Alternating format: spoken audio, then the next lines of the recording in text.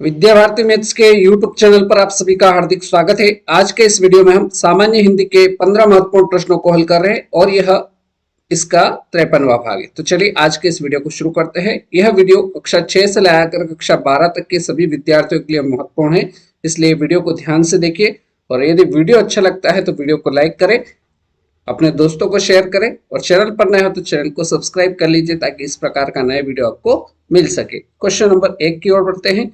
Question number 1 दे रखा है, निम्न में अर्ध स्वर है। निम्न में अर्ध स्वर कौन सा है?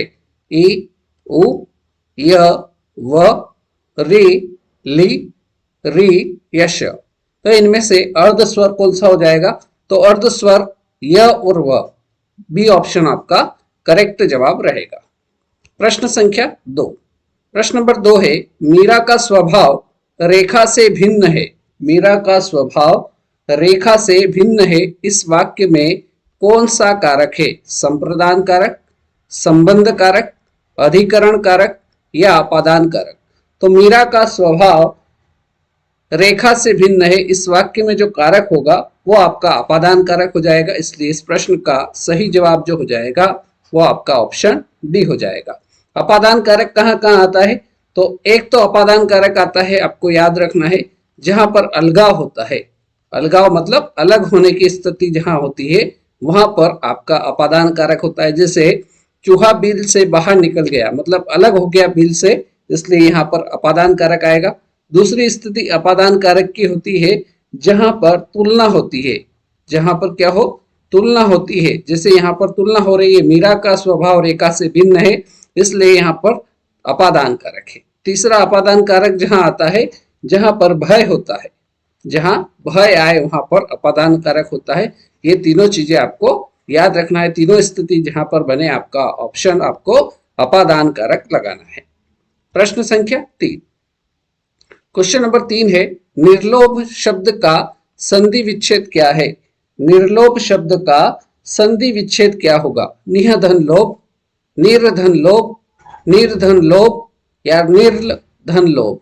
तो निर्लोभ शब्द है, इसका हमें संधि विच्छेद करना है, तो संधि विच्छेद हो जाएगा निधन लोभ, ऑप्शन ए बिल्कुल सही जवाब रहेगा। और यहाँ विसर्ग है, इसलिए यहाँ पर आपकी जो संधि जो होगी इसमें वो संधि होगी आपकी स्वर संधि। कौन सी संधि होगी इसमें? आपकी संधि जो होगी इसमें स्वर संधि हो जाएगी। क्वेश्चन नंबर 4, जातिवाचक और व्यक्तिवाचक संज्ञाओं का कौन सा युग्म गलत है? जातिवाचक और व्यक्तिवाचक संज्ञाओं का कौन सा युग्म गलत है वो हमें बताना है। ऑप्शन ए है कुत्ता, बिल्ला, नगर, जयपुर, पर्वत, हिमालय, स्त्री, रवीना। तो यहाँ पर देखिए, हमें जो प्रश्न में दे रखा है जातिवाचक और व्यक्तिवाचक संज्ञाओं का कौन सा युग्म गलत है, तो यहाँ जातिवाचक नगर है, व्यक्तिवाचक जयपुर सही युग्म है। यहाँ जातिवाचक में पर्वत जातिवाचक के अंतर्गत आएगा, व्यक्तिवाचक में हिमालय नाम है इसलिए ये भी सही है। स्त्री जाति में आएगी और नाम है इसलिए रवीना ये भी व्यक्तिवाचक। लेकिन कुत्ता और पिल्ला ये जो जातिवाचक और व्यक्तिवाचक संज्ञाओं का युग्म नहीं है, इसलिए इस प्रश्न का सही जवाब ऑप्शन ए हो जाएगा। राइट। प्रश्न संख्या 5, चमक गई चपला चमचम। चमक गई चपला चमचम पंक्ति में कौन सा अलंकार है? उपमा अलंकार, रूपक अलंकार, अनुप्रास अलंकार या फिर यमक अलंकार। तो यहाँ पर जो वाक्य हमें दे रखा है, जो पंक्ति हमें दे रखी है, यहाँ पर च वर्ण की बार बार आवृत्ति हो रही है। च यहाँ पर भी आया है, च यहाँ पर भी है, च यहाँ पर भी है और च यहाँ पर भी है। तो जब किसी पंक्ति में एक वर्ण की बार बार आवृत्ति होती है, वहां पर आपका जो अलंकार होता है वो अनुप्रास अलंकार होता है, इसलिए इस प्रश्न का राइट आंसर जो होगा वो ऑप्शन सी अनुप्रास अलंकार इस प्रश्न का एकदम सही जवाब रहेगा। Right. Next question, question number 6, कनक का अर्थ क्या है? कनक का अर्थ बताना है, काला, हिरण, चतुर या धतुरा। तो कनक का अर्थ क्या हो जाता है? कनक का अर्थ होता है धतुरा, इसलिए डी ऑप्शन इसका बिल्कुल सही जवाब रहेगा। प्रश्न संख्या 7, नमक मिर्च। नमक मिर्च शब्द में कौन सा समास है? नमक मिर्च शब्द है, इसमें हमें बताना है कि इस शब्द में कौन सा समास होगा। कर्मधारय समास होगा, ऑप्शन बी है द्वंद्व समास, ऑप्शन सी तत्पुरुष समास, ऑप्शन डी है अव्ययी भाव समास। तो जो शब्द है नमक मिर्च, इस शब्द में जो समास होगा वो आपका द्वंद्व समास हो जाएगा, क्योंकि नमक भी एक पद है और मिर्च दोनों पद प्रधान है, इसलिए जहां पर दोनों पद प्रधान होते हैं वहां पर आपका द्वंद्व समास होता है। इसलिए इस प्रश्न का राइट आंसर जो होगा ऑप्शन बी द्वंद्व समास इस प्रश्न का एकदम सही जवाब रहेगा। क्वेश्चन नंबर 8, शयन शब्द का संधि विच्छेद क्या होगा? शयन शब्द का संधि विच्छेद पूछा है। शयन शब्द का संधि विच्छेद क्या होगा? शे धन अन होगा, श धन यन होगा, शे धन यन होगा या श धन अन होगा? तो शयन शब्द का संधि विच्छेद जो होगा वो हो जाएगा शे धन अन, ऑप्शन ए बिल्कुल सही जवाब रहेगा। और यदि हमसे पूछा जाए इसमें संधि कौन सी होगी, तो इसमें संधि हो जाएगी आपकी अयादि संधि। कौन सी संधि हो जाएगी? अयादि संधि हो जाएगी, राइट। अयादि संधि के कुछ और उदाहरण, जैसे पवन, पवन शब्द में भी क्या होगी? अयादि संधि होगी। यदि इसका संधि विच्छेद पूछा जाए तो याद रखना है पो धन अन, पो धन अन बराबर पवन, और इसमें भी कौन सी संधि होगी? अयादि संधि होगी। अयादि संधि का एक और उदाहरण अगर अपन देखें तो पावन, पावन शब्द का संधि विच्छेद अगर पूछा जाता है तो ये हो जाएगा पो धन अन, पो धन अन बराबर पावन, और इसमें भी जो संधि रहेगी वो आपकी अयादि संधि होगी। अगला शब्द आता है अयादि संधि का उदाहरण गायन, गायन, गायन शब्द का संधि विच्छेद अगर पूछा जाए तो ये हो जाएगा गे धन अन, गे धन अन बराबर गायन, और इसमें भी जो संधि होगी अयादि संधि होगी।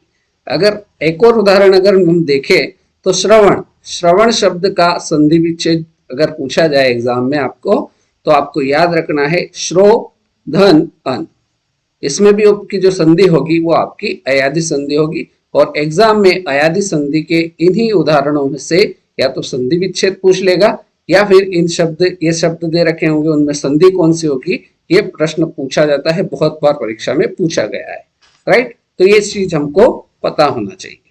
प्रश्न संख्या 9, बुद्धिहीन शब्द व्याकरण की दृष्टि से किस संवर्ग में है? बुद्धिहीन शब्द व्याकरण की दृष्टि से किस संवर्ग में होगा? संज्ञा होगा, विशेषण, सर्वनाम या क्रिया? तो बुद्धिहीन शब्द जो है ये आपका कौन सा शब्द हो जाएगा? ये आपका विशेषण शब्द होगा, इसलिए इसका सही जवाब ऑप्शन बी विशेषण एकदम सही जवाब रहेगा। प्रश्न संख्या 10, यह मेरी पुत्री है, यह मेरी पुत्री है, इस वाक्य में कौन सा कारक है? यह मेरी पुत्री है, यह जो वाक्य है इस वाक्य में कौन सा कारक है? संबंध कारक, अधिकरण कारक, अपादान कारक या संप्रदान कारक? तो जब भी वाक्य में रिलेशन आए, यह मेरी पुत्री है, यहाँ पर पुत्री और मेरे बीच में क्या है? रिलेशन है। तो जहां भी रिलेशन का अगर संबंध बने तो वहां पर जो कारक होगा आपका संबंध कारक हो जाएगा। तो यहाँ पर यह मेरी पुत्री है, पुत्री और मेरे में रिलेशन है, इसलिए यहाँ पर संबंध कारक ऑप्शन ए बिल्कुल सही उत्तर रहेगा। प्रश्न संख्या 11, जिस समास के सभी पद प्रधान हो उसे कहते हैं।